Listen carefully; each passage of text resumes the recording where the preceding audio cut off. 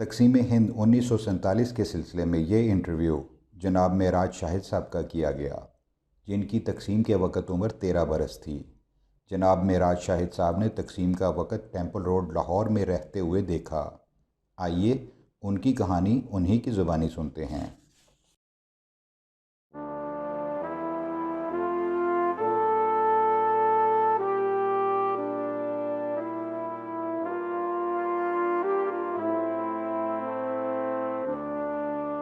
کچھ اپنا تعارف کرائیں گے کہ آپ کا پورا نام کیا ہے، آپ کی پیدائش، جائے پیدائش؟ میرا نام معراج شاہد، جی۔ پیدائش لاہور کی ہے میری۔ ٹیمپل روڈ پہ ایک محلہ ہے، وہاں پہ پیدائش ہے میری۔ وہ بچپن میرا گزرا وہیں پہ، پیرنٹس میری وہیں رہتے تھے تو وہیں پہ۔ تو اس کے بعد وہ تعلیم جو تھی میری، وہ پہلے تو پرائمری میں ٹیمپل روڈ پہ اسکول تھا، وہاں پہ پڑھتا رہا۔ اس کے بعد پھر وہ بزنگ ہائی اسکول میں۔ تو پارٹیشن میں اس وقت میں جب پارٹیشن ہوئی ہے کوئی 7ویں کلاس میں پڑھتا تھا، تو اس سلسلے میں اس کے بعد پھر میٹرک وہیں سے کیا۔ تو پھر اس کے بعد میں میرا خیال ہے کہ 16 سال کی عمر میں میٹرک میں نے کیا۔ آپ کی تاریخ پیدائش کیا ہے؟ 25 اپریل 1934، چوتھی۔ یعنی پاکستان جب بنا تو آپ کی عمر اس وقت 13 سال تھی۔ جی ہاں، اس وقت 7ویں جماعت پڑھتا تھا میں۔ تو ہم لڑکوں کی طرح جلوس نکالا کرتے تھے، لے کے رہیں گے پاکستان بن کے رہے گا پاکستان۔ پاکستان کا مطلب کیا ہے؟ ہندو اس وقت تھے سارے، ہندو ہمیں پڑھاتے تھے۔ تو ہندو بڑی سختی کرتے تھے مسلمانوں پہ، ہندو ٹیچر دیتے بڑی سختی کرتے تھے۔ تو اسی طرح سلسلہ چلتا رہا۔ آپ کے محلے میں کتنے گھر مسلمانوں کے تھے اور کتنے جو جہاں میری رہائش تھی وہاں میرا خیال ہے کہ شاید ہندو گھر کوئی نہیں تھا وہاں پہ۔ اچھا۔ وہ آپ نے وہاں پہاڑی دیکھی ہوگی، وہ کوئنز روڈ پہ یہ پہاڑی ہے، اس کی بیک سائڈ پہ وہ محلہ تھا ہمارا۔ تو چند گھر تھے وہاں پہ۔ تو وہ جو ہمارا باقی محلہ تھا وہ بھون پورہ کہلاتا تھا، وہ کافی وہاں میرا خیال ہے کوئی ہندو نہیں تھا، صرف بزنگ میں ہندو کچھ چند ہندو تھے۔ تو وہاں پہ وہ لوگ رہتے۔ اس وقت آپ لاہور کو کیسا دیکھتے تھے؟ یعنی آپ پرانی وہ یاد ہے بچپن کی آتی ہے تو لاہور کیسا تھا؟ یعنی آج کے لاہور میں اور اس میں کتنا فرق ہے؟ زمینی آسمان کا فرق ہے جی۔ اس وقت لاہور جو تھا صرف ود ان وارڈ سٹی تھا، اور جو باہر کی آبادی کوئی نہیں تھی، کوئی بھی گلبرگ، سمن آباد یا باقی کوئی آبادی نہیں تھی۔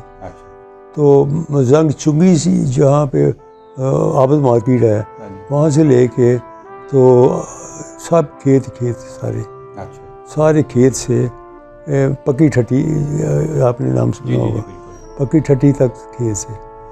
تو مجھے یاد ہے کہ والد صاحب میں چھوٹا تھا تو والد صاحب مجھے لے کے گئے، سائیکل ان کے پاس تھی، تو عابد مارکیٹ سے انہوں نے سائیکل کندھوں میں اٹھائی، مطلب وہاں پہ سارے کھیت سے پکی ڈنڈیاں بنی ہوئی تھی، وہاں پہ پکی ڈنڈیاں پہ جاتے کرتے وہاں پہ ہم وہاں پہ پہنچے۔ اس کے بعد پھر آہستہ آہستہ سلسلہ چلتا رہا۔ پھر تو میں پھر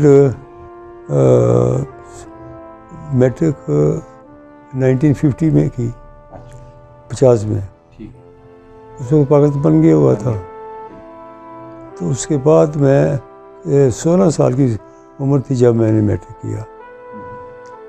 تو اس وقت کوئی رجحان نہیں تھا مزید آگے بڑھنے کا، کیونکہ حالات ہمارے اتنے نہیں تھے کہ میں افورڈ کر سکتے۔ پیرنٹس ان کی مہربانی تھی کہ انہوں نے میٹرک تک مجھے کرا دیا۔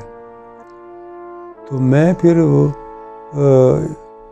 شام کی کلاسز جوائن کر لی تاکہ میں شام کا پڑھتا رہوں۔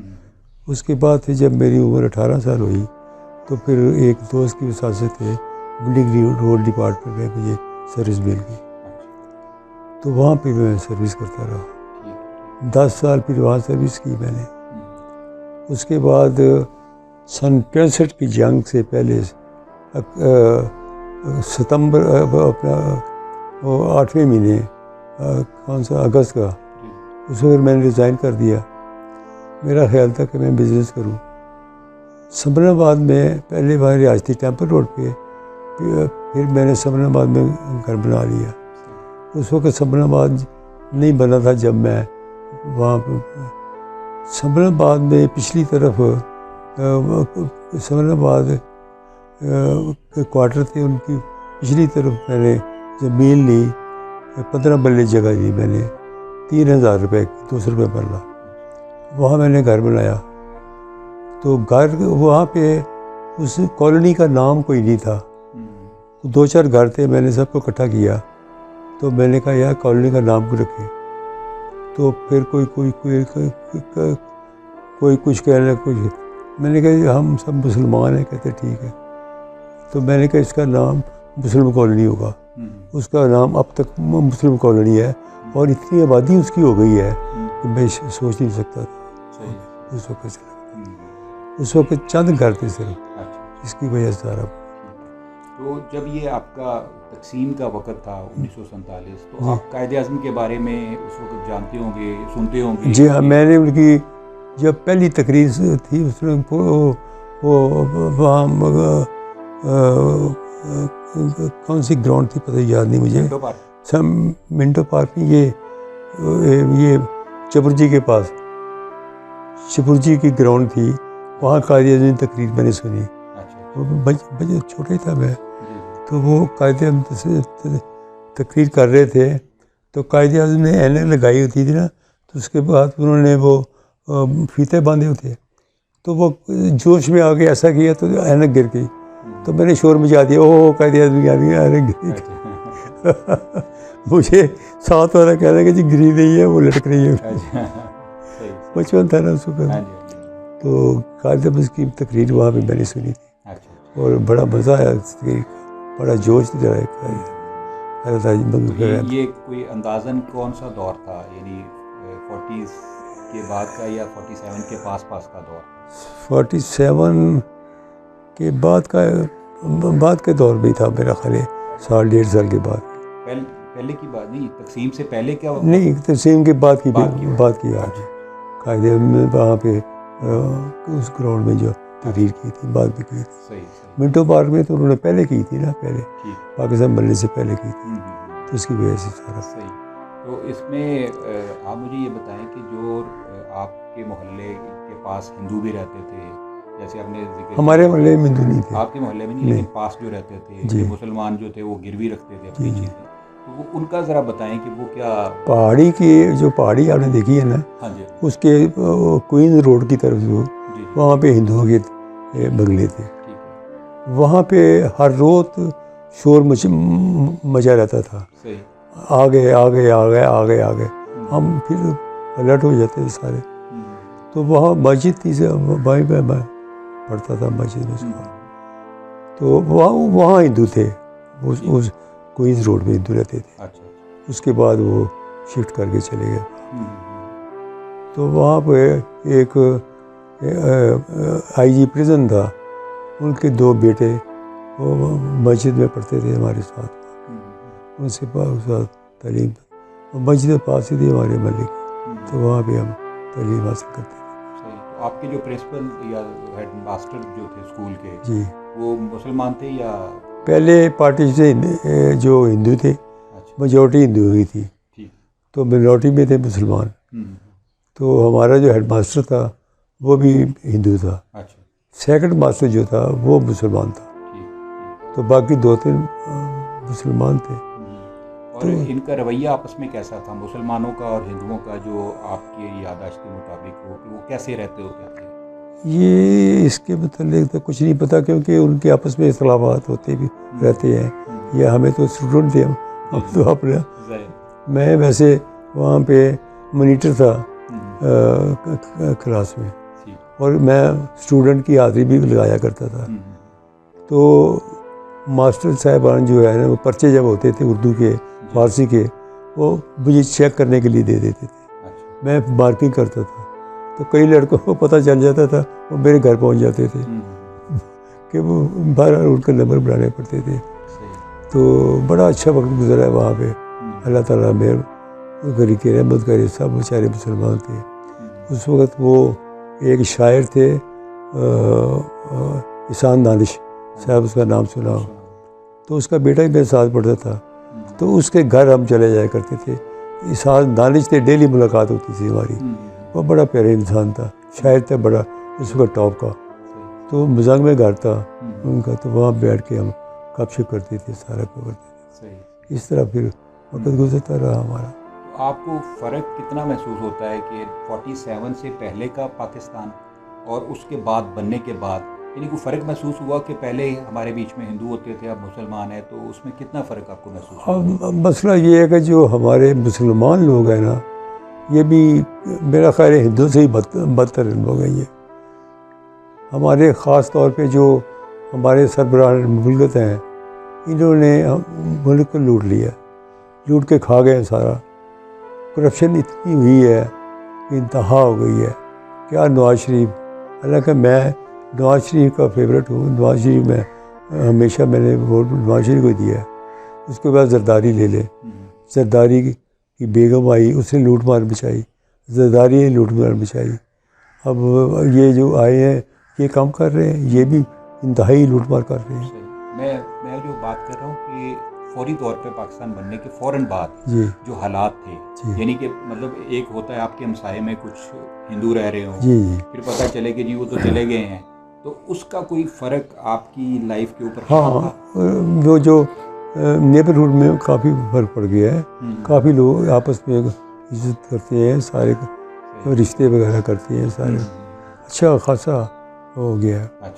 بعض کا تو ان کے دل میں بغض بھی ہوتا ہے، وہ نفرت کرتے ہیں ایک دوسرے سے. جو ان کے اسٹیٹس کے نہیں ہوتے، آج کل یہی حال ہے، جو ان کے اسٹیٹس کے نہیں ہوتے ان سے وہ تھوڑا اوائڈ ہی کرتے ہیں ان سے بات کرنے کی. سر مگر میں نے دیکھا ہے کہ جو لوگ اچھے لوگ ہیں ہر آدمی سے تعاون کرتے ہیں. ہر آدمی مسلمان جو تھے وہ پاکستان بننے سے پہلے ہندوؤں کے مقروض تھے، وہ کاروباری مقروض تھے. وہ کیا اس کو ذرا بتائیں. مسلمان بات یہ ہے کہ اس وقت مسلمان ہینڈ ٹو ماؤتھ ہی ہوتے تھے بیچارے. وہ کوئی مزدوری کر رہے ہیں، کوئی چھوٹے موٹے کام کر رہے ہیں، تو ظاہر ہے کو پیٹ بھرنے کے لیے مشکل ہوتے تھے. تو جب انہوں نے اپنے بچوں کی شادیاں کرنی ہوتی تھی، بیٹے کی یا بیٹی کی یا جو کوئی فنکشن ہوتا تھا، تو وہ ہندوؤں سے مقروض ہوتے تھے، ان سے قرض لیتے تھے.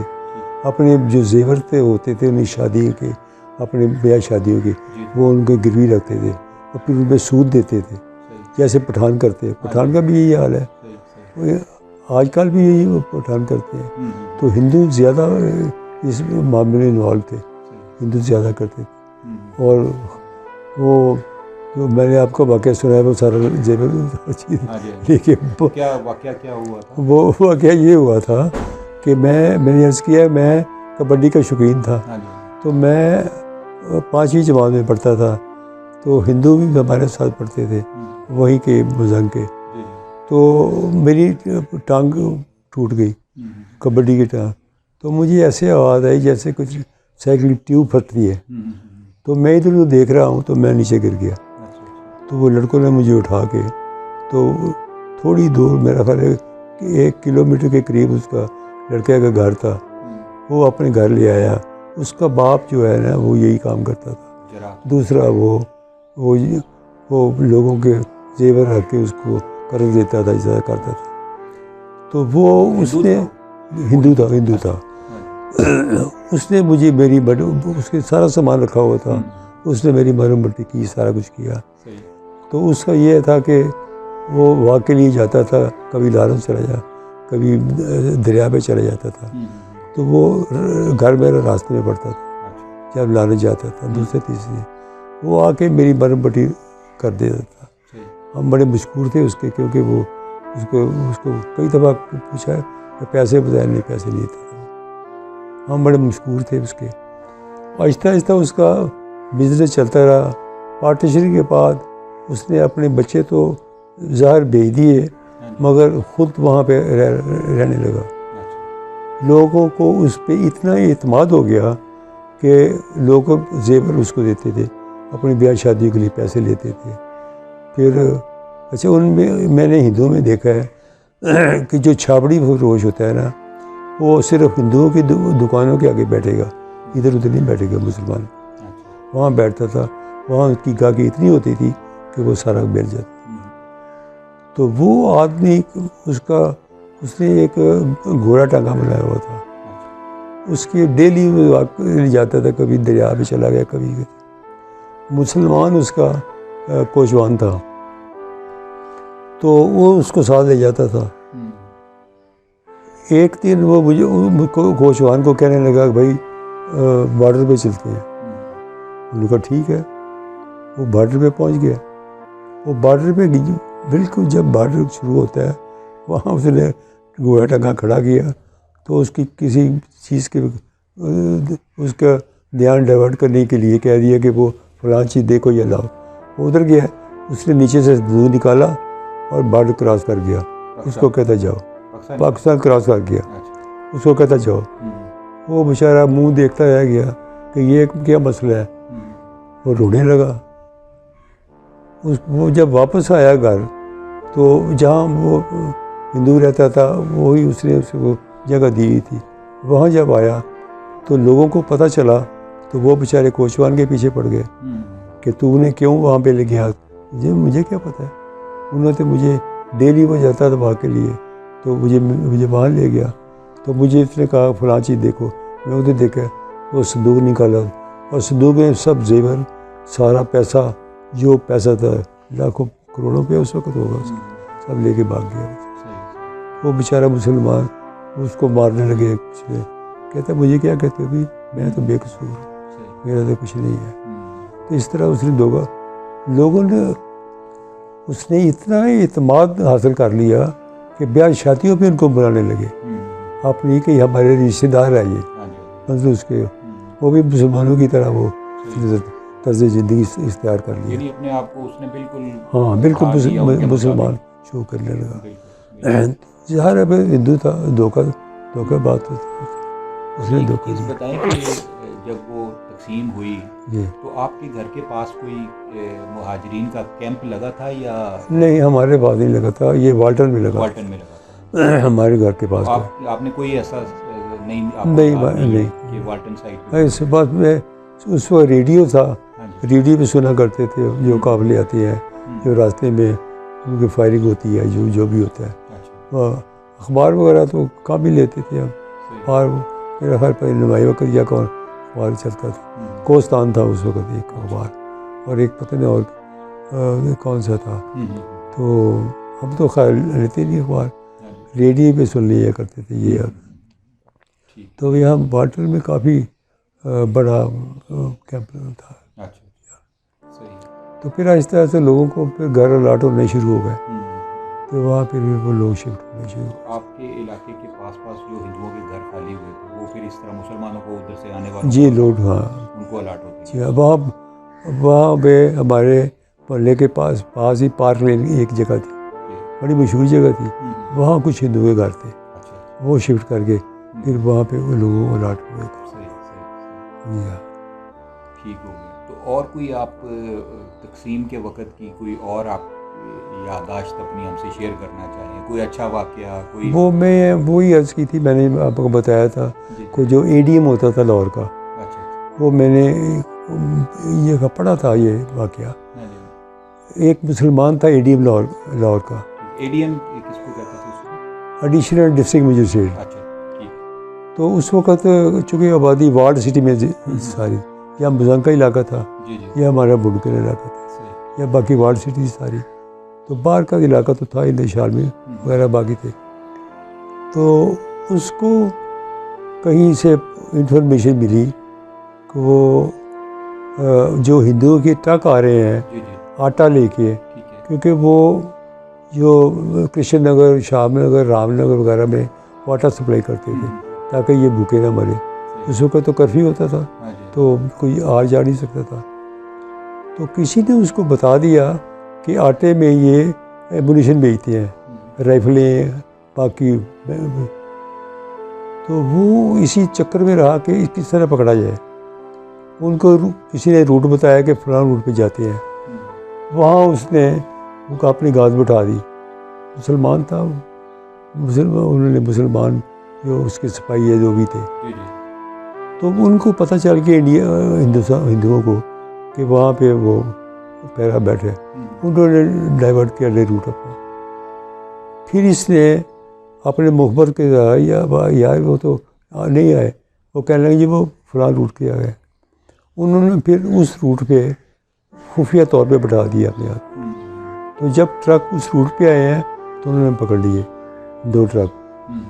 اس پہ آٹے کی بوری لدی ہوئی تھی. وہ آٹا سپلائی کرتے تھے شالمی میں، کرشن نگر، بال نگر وغیرہ ہندوؤں کو، تاکہ وہ بھوکے نہ مرے. تو اس میں اسلحہ بیچتے تھے. وہ جب اس نے وہ آٹے کی بوریاں کھولی تو اس میں تو وہ بھرا ہوا رائفلیں اور ایمونیشن وغیرہ بھرا ہوا سارا. تو اس نے پھر وہ کافی سختی کی اس نے. ورنہ یہ لاہور سنا ہے کہ انڈیا میں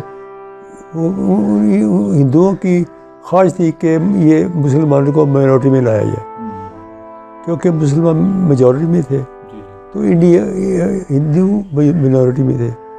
ان کی خواہش تھی کہ یہ ان کو مائنورٹی میں لایا جائے کہ ان کو مارا جائے سب. اور کافی انہوں نے فائرنگ کی، کافی لوگ مسلمان مارے انہوں نے. اس کے بعد پھر مسلمان بھی شروع ہو گئے. تو اس کے بعد وہ آٹے کا سلسلہ بند ہو گیا. تو اس نے کافی لوگ پھر پکڑے اور کافی اس نے مارے. اور اس کی وجہ سے پھر وہ جو مسلمان تھے وہ میجورٹی میں رہے. انڈین پھر کافی لوگ بھاگ گئے.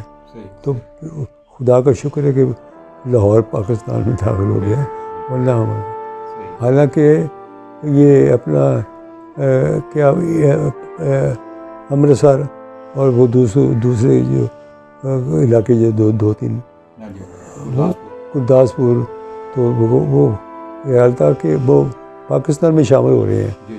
وہ ان لوگوں کو خوشخبری مل گئی تھی کہ یہ پاکستان میں شامل ہو رہے ہیں، کیونکہ وہ میں آپ کو شاید بتایا ہے کہ وہ جہاں میری رہائش تھی ٹیمپل روڈ پہ، وہاں ہمارے گھر کے پاس ہی ایک مائیگریٹ کر کے آئے تھے، ہوشیارپور سے یا پتہ نہیں جلندھر سے، وہ مبارک مند، جس کے بعد میں بیٹے کے کیا تھا نا اپنا ڈاکٹر سمر مبارک. ڈاکٹر سمر مبارک مند. تو بچپن تھا چھوٹا، ہم اکٹھے کھیلتے رہے. اس کا بڑا بھائی تھا ایک، اس کا نام لمبر مبارک مند تھا، اس کا سمر مبارک مند تھا. اس کی والدہ پڑھاتی تھی اسکول میں، چھوٹے قد کی تھی. اس کا باپ لمبے قد کا تھا، ٹھیکیداری کرتا تھا. تو باہر سارے اکٹھے ہم کھیلتے تھے مٹی میں، سارے چھوٹے تھے بچے سارے.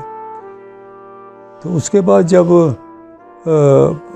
اس نے یہ دھماکہ ہوا ہے، تو جب ٹی وی پہ اناؤنس ہوا سمر مبارک مند کا، تو ہمیں بڑی خوشی ہوئی. چھوٹا بھائی بھی بڑا خوش ہوا، یہ تو وہی سمر مبارک مند ہے. تصویر بھی آئی. پھر چھوٹے بھائی نے فون کیا اس کو وہاں پہ اسلام آباد. تو یہ پھر اس نے انوائٹ کیا محلے والوں کو. تو میں چونکہ سملہ میں شفٹ ہو گیا تھا، تو سارے محلے والے اکٹھے ہو کے ایک ویگن کرا کے وہاں پہنچ گئے. تو وہاں پہ انہوں نے بڑی عزت کی اس محلے والوں کی. پھر محلے والوں نے ان کو انوائٹ کیا. تو وہ لاہور، میرے پاس تصویر بھی ہے اس کے سمر مبارک مند کی. تو وہاں پہ جب یہ آیا ہے تو بڑی وی آئی پی شخصیت ہے. اس کی 3 گاڑیاں تھیں بڑی، وہ پتہ نہیں کیا نام گاڑیوں کا، بہت بڑی گاڑیاں تھیں 3. ایک میں تھا، باقی دونوں آگے پیچھے خالی تھی وہ. اور سیکورٹی اس کی بے شمار سیکورٹی تھی. یہ پھر اس کو اس کمرے میں جا کے وہ باہر کھڑے ہو گئے محلے والے، ہر ایک آدمی کی تلاشی لے کے اندر جا رہے، صرف محلے والے اندر جا رہے تھے. اور کوئی، اس نے کہا کسی اخبار میں اس کو نہ بلایا، نہیں بلایا. اس نے پھر سارا فرام A to Z اس نے سارا بتایا، کیسے اس نے دھماکہ کیا، کیا کہ وہاں مشکلات پیش آئی، سارا کچھ کیا. پھر فوٹو وغیرہ اتاری میں نے میرے پاس کیا. تو اسی طرح بھی سلسلہ چلتا رہا. تو میں پھر وہاں سے سملہ آباد چلا گیا. سملہ آباد گھر بنایا میں نے. وہاں پہ محلے کا نام میں نے رکھا مسلم کالونی. جی جی. پھر اس کے بعد 74 میں میں نے یہ آرمی میں شروع کر دیا کام. تو 35 سال میں نے آرمی میں کیا, 10 سال وہاں کیا, تقریباً 45 سال تقریباً میں نے اس پروفیشن میں گزارا. اور بڑی ٹاپ پہ کام کیے میں نے, بڑے کام کیے میں نے, نئے کنٹرولر بنائے ہیں سارے. کافی اللہ کا فضل ہے, مہربانی, بڑی عزت ملی ہے. بہت بہت شکریہ سر آپ کا